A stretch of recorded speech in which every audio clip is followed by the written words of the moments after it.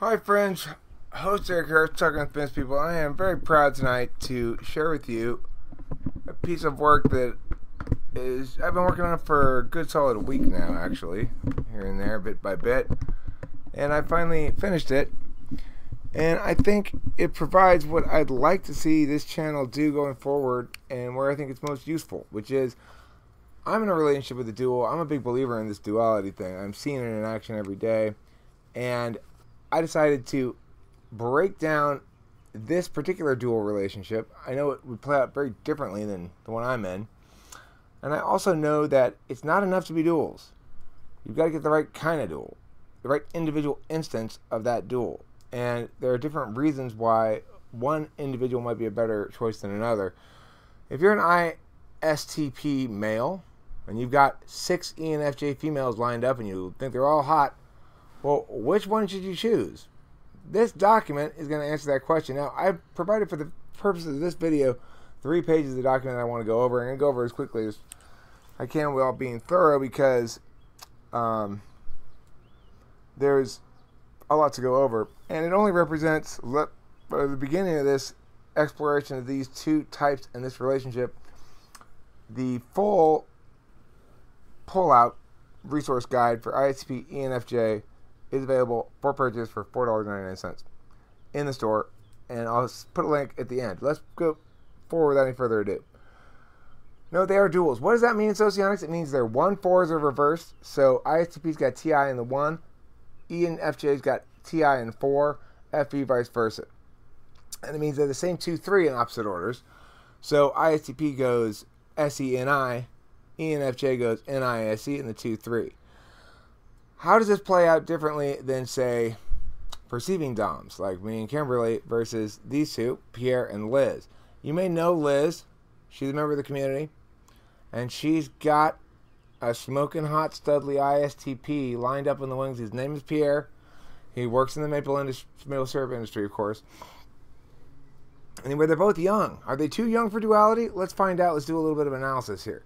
So you'll see the side-by-side parameters, just basic things. ISTP, ENFJ, they're called LSI and EIE in socionics. That's logical sensory introvert and ethical intuitive extrovert. Note that the ISTP is FE seeking, the ENFJ is TI seeking. Note ISTP NE polar and the ENFJ SI polar. And what does this functionally mean for the ISTP? Their SI is going to be strong but unvalued. For the ENFJ, their NE is going to be strong but unvalued. And the course, the tool function each has is also going to be a significant factor in how this duality relationship plays out, because the ISTP follows through on the decided course as his tool function. Follow through is his tool function, whereas ENFJ's tool function is epistemological, knowing which is the best course to follow through on. There are obviously complementary tool functions. Whether or not a given ENFJ and ISTP can realize that duality magic, or whether they are subject to fracture lines, is the next page that I excerpted from the document for the purposes of this video. I'm not happy with where my microphone is, but oh well. Yeah, it has to be like this way. Yeah, there. Okay. So you'll see here, this is page like 5 or 6 from the document, but it's page 2 here because I excerpted it for the purposes of this video, as I indicated. The fracture lines. When duals go bad. The dual relationship, while dual relationships are generally stable, and not all of them work, and not all of them last. The judging types have a rougher go of things in this regard, so that includes ENFJ and ISTP. Remember, don't get fooled by that P on the end of the MBTI letterings. ISTP is a judger through and through. They have TI as the dominant function.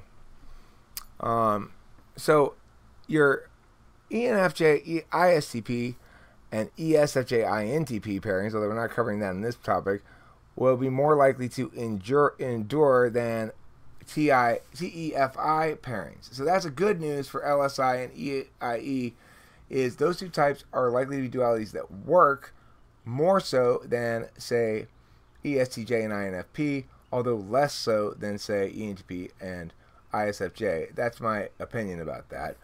But I do think that ISTP ENFJ is a great candidate for duality. They're not an exception, and there are some, and we'll get into that in later videos. But all right, so let's see where the disputes can be, though. The fracture lines. Intuitive versus sensory. That's a key fracture line in any duality relationship. The dispute area between duals can be boiled down to an intuitive-sensor division. Intuitives prioritize meaning and meaning-making over experience when evaluating things in terms of significance.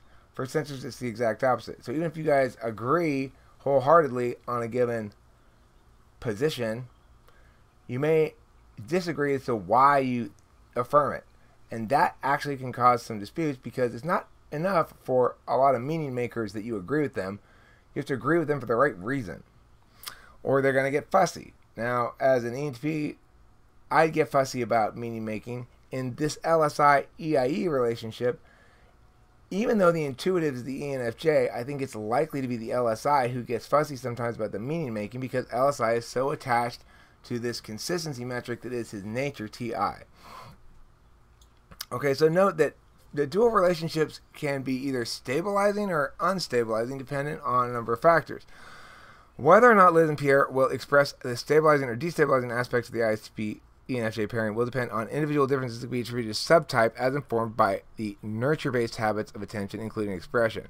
So, subtype I'm attributing here, at least, to nurture-based factors. What it basically says is, if ISTP is going to prioritize the real-time or existential or experiential aspect of TI, then he won't be adequately prioritizing the metaphysical aspect of it, and then you'd run afoul. But that's covered in more depth elsewhere. But the gist of it is whether or not each of these individuals manifests their respective function in real time, or whether they approximate it for the purpose of determining statuses and having a relativist approach like that. Okay, FE and TI. As an FE Dom, Liz, the ENFJ, tends to express positives in terms of what she wants and tends to express negatives in terms of what is good or bad or moral. In contrast, the ISTP tends to express positives in terms of what he wants and negatives in terms of wrongness or imperatives. So, the difference there being that they both understand positive things in terms of what they want, but they don't understand negative things in terms of the same degree of absoluteness. ENFJ views the moral issues as being adjudicated solely through the feelings of other individuals. With 4-slot TI, that's tough for her to overcome. ISTP, on the other hand, can be a little bit rigid about the logical constraints with which he's willing to consider legitimacy, and that can be a source of difficulty. Now, here you'll see I break down exactly how the actual mechanism works. The actual correlation here is not between meow and meow. It's between outcome orientation, as opposed to process orientation, and increased risk of a dual relationship fracturing. The correlation is not one that describes the relationship between the dominant judging function and fracturing directly, but outcome orientation will correlate strongly with the dominant judging function, extroverted J's and introverted P's in MBTI. And this is so because a results orientation correlates with a real-time expression of a judging function, while a process orientation correlates with a cross-time expression of a judging function. So in other words, a real-time expression is experiential, a process orientation is approximatory, and it's instantiation, instances. You render experience into finite defined instances so that you can do quantification work on it, like instantiation versus universalization versus existentialization. Okay, so, but there's an exception here. INTPs and INFPs may prove the exception to this description of the fracture line mechanism because metaphysical action is their creative function and must render the reference, actions, reactions, and environmental rules into symbols before any but reflexive physical action can be accomplished at all. And since INTPs and INFPs both have SE in the 7th slot, what that means is they basically don't have a direct route to physical action. They needed to travel through metaphysical approximation first. That's not the case with ISTPs, though. So I put that note in there to draw the contrast so you better understand the ISTP. It's articulated further elsewhere. And then the last thing on this brief chart here is still, regardless the instrumental instrumental or absolute valuing pattern between the various subtypes is likely to be a voter here. Regardless, the resolution of the process results distinction as it plays out is either complementary or conflicting. make sure you get one that's complementary and not conflicting. If it is conflicting, dual relations have enough redundancies in them, you can still get over it, but you'd rather have one that's complementary. I actually think mine is conflicting in this area here. But it's okay because, first of all, I've metacognated the fuck out of everything. And second of all, it's just like one little thing. So it's easy squeezy because we just roll right through that with a little dual magic. Anyway, the last thing I included here in this brief excerpt of an excerpt, basically, excerpt of the standalone document, the reference guide, is this neat and handy intersystem slot table. It tells you what the slots are and what they do according to different systems. So the MBTI slot numbers 1, 2, 3, 4, 5, 6, 7, 8 you see there. The Moisely taxed slot job.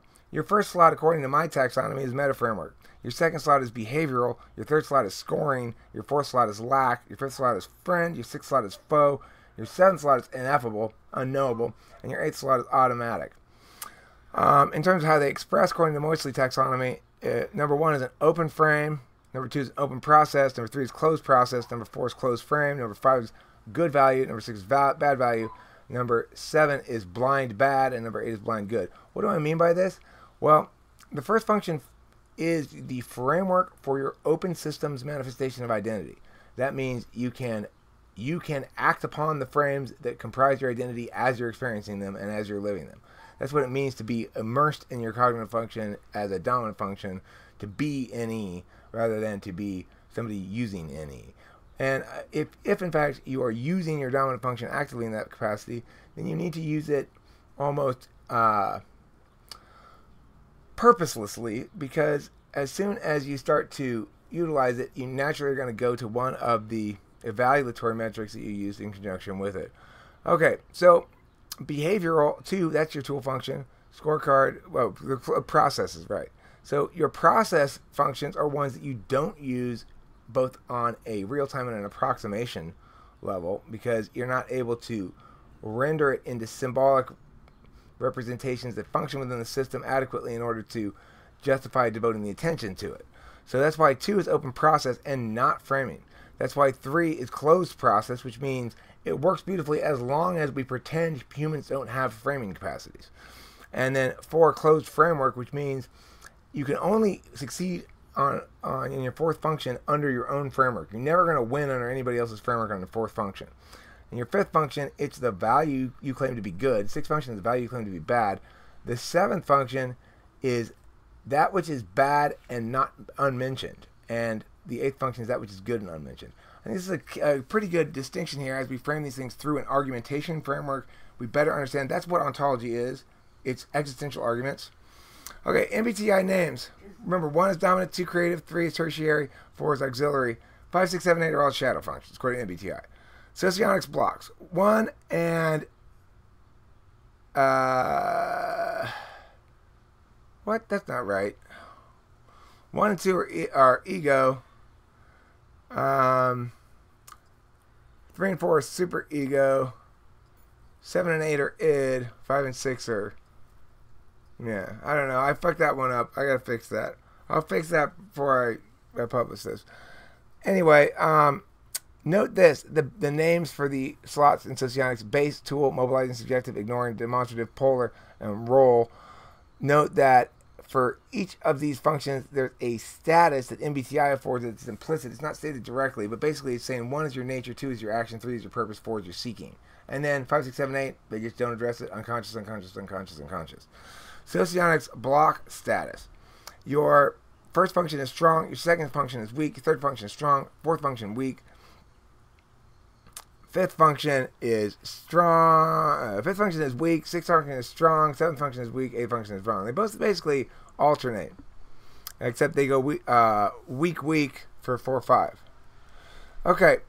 And then the BB name. That's this guy who worked off the archetypal model from Jung, who liked the character archetypes as a mechanism for understanding this. Your first function is the hero function. Second is the good parent. Third function is your child. Fourth function is your animal. Fifth function is anti-hero, according to this guy, basically.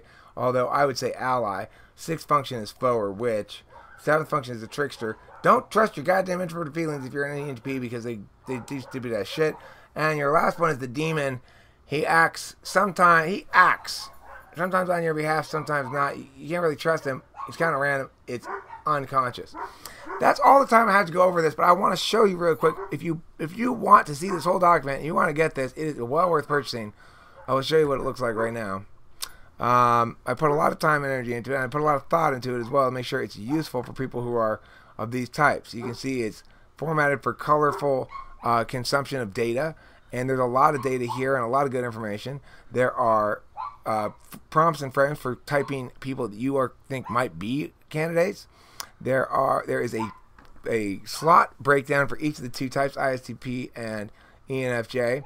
There is flags. If you're a female ENFJ, there's a page just devoted towards red flags, green flags for male ISTPs. That can be extremely useful. And then, best of all, is going to explain to you what are the stabilizing functions, what are the moisture intensifiers, the things that can make your relationship very intense, can either make it also stable or unstable. And that's a key thing that's discussed here as well. I hope you guys get a chance of buying this. And if you don't like it, you won't get your money back, but you will get a shamefaced apology from me if you ask in the room when I'm there. Thanks for watching Talking with Famous People. And listen, I've got something new I want to tell you, okay? Because I've been thinking about it for a long time now. I've been looking at you, I've been gazing at you in awe and wonder, viewer. And I just want to tell you, me and Kimberly both, we absolutely